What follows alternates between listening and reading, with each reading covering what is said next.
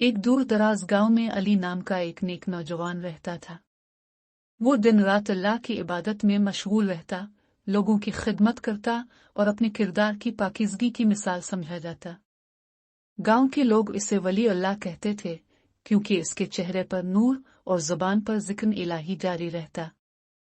इसी गांव में ज़ुलेखा नामी एक औरत रहती थी। वो हसन और जमाल में बेमिसाल थी, मगर दिल में खालीपन और बेचैनी महसूस करती थी। लोग कहते थे कि इसका शौहर शहर में नौकरी करता है और महीनों वापस नहीं आता। तन्हाई और जज्बात की बेरा रवि ने इसे आहिस्ता आहिस्ता गुनाह की तरफ माइल कर दिया।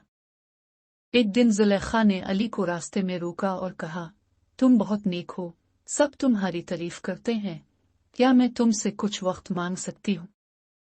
अली ने अदब से जवाब दिया, अगर कोई मदद चाहिए तो जरूर बताएं, मैं हाजिर हूँ। ज़ुलेखा ने इसे अपने घर बुलाया। जब अली अंदर दाखिल हुआ तो दरवाज़ा बंद कर दिया गया। ज़ुलेखा ने दिलकश लिबास पहन रखा था और नजरें झुकाने के बजाय बराह रास्त अली की तरफ देख रही थी। उसने कहा, मैं तुमसे मोहब्बत करती हूँ, मेरा शौहर मुझे छोड़ चुका है, तुम जैसा खूबसूरत और नेक मर्द ही मेरे काबिल है।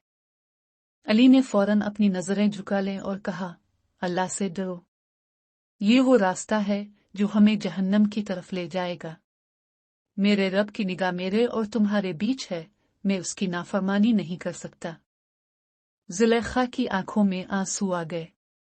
उसने कहा, मैंने तुम्हें आजमाना चाहा, क्योंकि मैं देखना चाहती थी कि नेकी वाकई तुम्हारे अंदर है या सिर्फ लोगों की बातें हैं। अली ने जवाब दिया, नेकी दिखाने के लिए नहीं, बचाने के लिए होती है। शैतान हर लम्हे घात में है और हमें अपने रब से हमेशा डरना चाहिए। इस वाक़ये के बाद ज़ुलेखा ने तौबा की और अली की राह पर चलने लगी।